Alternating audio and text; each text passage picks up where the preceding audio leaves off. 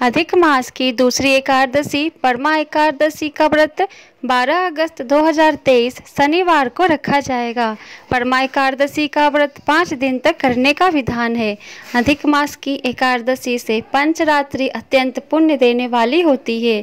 परमा एकादशी परम दुर्लभ सिद्धियों की दाता होने के कारण ही परमा के नाम से प्रसिद्ध है। तो आज की वीडियो में हम परमा एकादशी व्रत की कथा सुनेंगे। वीडियो में आगे बढ़ने से पहले चैनल को सब्सक्राइब नहीं किए हैं तो चैनल को सब्सक्राइब कर लें। परमा एकादशी व्रत कथा। अर्जुन ने कहा, हे कमल नयन, आपने मुझे शुक्ल पक्ष की एकादशी का विस्तार पूर्वक वर्णन कर मुझे सुनाया, अतः अब आप कृपा करके मुझे अधिक मास के कृष्ण पक्ष की एकादशी का क्या नाम है, इसमें किस देवता का पूजन किया जाता है तथा इसके व्रत से किस फल की प्राप्ति होती है तथा उसकी विधि क्या है, इन सब के बारे में बताइए। श्री भगवान बोले, हे अर्जुन, अधिक मास के कृष्ण पक्ष में जो एकादशी आती है वह परमा एकादशी कहलाती है। वैसे तो प्रत्येक वर्ष 24 एकादशियाँ होती है। अधिक मास या मल मास को जोड़कर वर्ष में 26 एकादशियाँ होती है। अधिक मास में 2 एकादशी होती है जो पद्मिनी एकादशी शुक्ल पक्ष और परमा एकादशी कृष्ण पक्ष के नाम से जानी जाती है। इसके व्रत से सभी पाप नष्ट हो जाते हैं तथा मनुष्य को इस लोक में सुख तथा परलोक में सद्गति प्राप्त होती है। इसका व्रत विधान अनुसार करना चाहिए और भगवान विष्णु का धूप दीप नवेद पुष्प आदि से पूजन करना चाहिए। इस एकादशी की पावन कथा जो कि महर्षियों के साथ काम्पिल्य नगरी में हुई थी वह मैं तुमसे कहता हूँ, ध्यान पूर्वक श्रवण करो।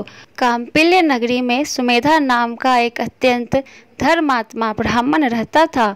उसकी स्त्री अत्यंत पवित्र तथा पतिव्रता थी। किसी पूर्व पाप के कारण वह दंपति अत्यंत दरिद्रता का जीवन व्यतीत कर रहे थे। ब्राह्मण को भिक्षा मांगने पर भी भिक्षा नहीं मिलती थी। उस ब्राह्मण की पत्नी वस्त्रों से रहित होते हुए भी अपने पति की सेवा करती थी तथा अतिथि को अन्न देकर स्वयं भूखी रह जाती थी और पति से कभी किसी वस्तु की मांग नहीं करती थी। दोनों पति पत्नी घोर निर्धनता का जीवन व्यतीत कर रहे थे। एक दिन ब्राह्मण अपनी स्त्री से बोला, हे प्रिय, जब मैं धनवानों से धन की याचना करता हूँ तो वह मुझे मना कर देते हैं। गृहस्थी धन के बिना नहीं चलती, इसलिए यदि तुम्हारी सहमति हो तो मैं परदेश जाकर कुछ काम करूं, क्योंकि विद्वानों ने कर्म की प्रशंसा की है। ब्राह्मण की पत्नी ने विनती भाव से कहा, हे स्वामी, मैं आपकी दासी हूँ। पति अच्छा और बुरा जो कुछ भी कहे पत्नी को वही करना चाहिए। मनुष्य को पूर्व जन्म के किए कर्मों का फल मिलता है। सुमेरु पर्वत पर रहते हुए भी मनुष्यों को बिना भाग्य के स्वर्ण नहीं मिलता। पूर्व जन्म में जो मनुष्य विद्या और भूमि दान करते हैं उन्हें अगले जन्म में विद्या और भूमि की प्राप्ति होती है। ईश्वर ने भाग्य में जो कुछ लिखा है उसे टाला नहीं जा सकता। यदि कोई मनुष्य दान नहीं करता तो प्रभु उसे केवल अन्न ही देते हैं। इसलिए आपको इसी स्थान पर रहना चाहिए, क्योंकि मैं आपका विछोह नहीं सह सकती।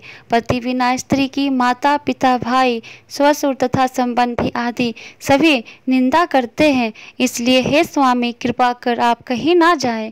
जो भाग्य में होगा वह यहीं प्राप्त हो जाएगा। स्त्री की सलाह मानकर ब्राह्मण परदेश नहीं गया। इसी प्रकार समय बीतता रहा। एक बार कौंडिन्य ऋषि वहां आए। ऋषि को देखकर ब्राह्मण सुमेधा और उसकी स्त्री ने उन्हें प्रणाम किया और बोले, आज हम धन्य हुए। आपके दर्शन से आज हमारा जीवन सफल हुआ। ऋषि को उन्होंने आसन तथा भोजन दिया। भोजन देने के बाद पतिव्रता ब्राह्मणी ने कहा, हे ऋषिवर, कृपा कर आप मुझे दरिद्रता का नाश करने की विधि बतलाइए। मैंने अपने पति को परदेश में जाकर धन कमाने से रोका है। मेरे भाग्य से आप आ गए हैं। मुझे पूर्ण विश्वास है कि अब मेरी दरिद्रता शीघ्र ही नष्ट हो जाएगी। अतः आप हमारी दरिद्रता नष्ट करने के लिए कोई उपाय बताइए। ब्राह्मणी की बात सुन कौंडिन्य ऋषि बोले, हे ब्राह्मणी, मल मास के कृष्ण पक्ष की परमा एकादशी के व्रत से सभी पाप दुख और दरिद्रता आदि नष्ट हो जाते हैं। जो मनुष्य इस व्रत को करता है वह धनवान हो जाता है। इस व्रत में नृत्य, गायन आदि सहित रात्रि जागरण करना चाहिए। यह एकादशी धन वैभव देती है तथा पापों का नाश कर उत्तम गति भी प्रदान करने वाली होती है। धनाधिपति कुबेर ने भी इस एकादशी व्रत का पालन किया था, जिससे प्रसन्न होकर भगवान भोलेनाथ ने उन्हें धनाध्यक्ष का पद प्रदान किया। इसी व्रत के प्रभाव से सत्यवादी राजा हरिश्चंद्र को पुत्र, स्त्री और राज्य की प्राप्ति हुई थी। तदुपरांत कौंडिन्य ऋषि ने उन्हें एकादशी के व्रत का समस्त विधान कह सुनाया। ऋषि ने कहा, हे ब्राह्मणी, पंचरात्रि व्रत इससे भी ज्यादा उत्तम है।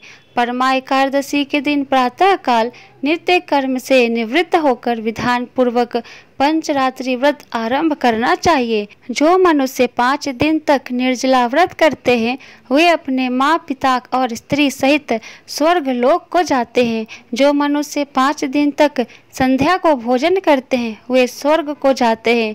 जो मनुष्य स्नान करके 5 दिन तक ब्राह्मणों को भोजन कराते हैं वे समस्त संसार को भोजन कराने का फल पाते हैं। जो मनुष्य इस व्रत में अश्व दान करते हैं उन्हें तीनों लोकों को दान करने का फल मिलता है। जो मनुष्य उत्तम ब्राह्मण को तिल दान करते हैं वे तिल की संख्या के बराबर वर्षों तक विष्णु लोक में वास करते हैं। जो मनुष्य घी का पात्र दान करते हैं वह सूर्य लोक को जाते हैं। जो मनुष्य 5 दिन तक ब्रह्मचारी पूर्वक रहते हैं वे देवा गणाओं के साथ स्वर्ग को जाते हैं। हे ब्राह्मणी, तुम अपने पति के साथ इसी व्रत को धारण करो, इससे तुम्हें अवश्य है सिद्धि और अंत में स्वर्ग की प्राप्ति होगी।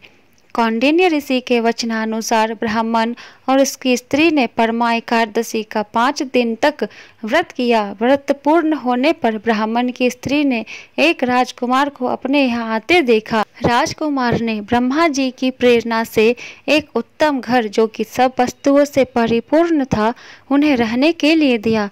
तदुपरांत राजकुमार ने आजीविका के लिए एक गांव दिया। इस प्रकार ब्राह्मण और उसकी स्त्री की गरीबी दूर हो गई और पृथ्वी पर काफी वर्षों तक सुख भोगने के पश्चात वे पति पत्नी श्री विष्णु के उत्तम लोक को प्रस्थान कर गए।